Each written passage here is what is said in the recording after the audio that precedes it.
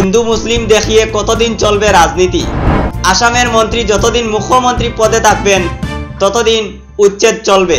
মই যেতিয়ালৈকে মুখ্যমন্ত্রী থাকো মিয়া মুসলমানের লগত মোর যুদ্ধ চলি থাকে। মিনের মৃত্যু দেখিয়ে রক্ষা পাবে না মিয়া মুসলিম, দ্যাট মিন্স মুসলিম।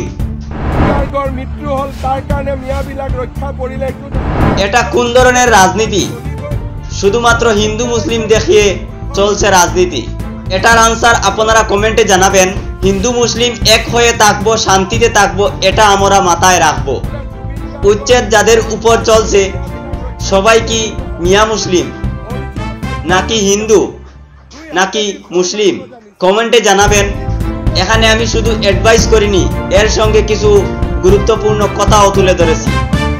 আপনারা যাতে এই কথাটি কমেন্টের মাধ্যমে ফুটে তুলতে পারেন আর ভিডিওটি শেয়ার করে সবাইকে এই প্রশ্নের সম্মুখে নিয়ে আসবেন যাতে সত্যিটা ফুটে উঠে।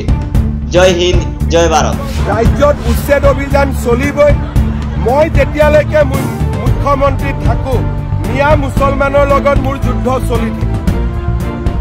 কোনো ক্ষেত্রতে বোলে জুবিন গার্গর মৃত্যু হল তার কারণে মিয়া বিলাক রক্ষা করিলে একো নহয়।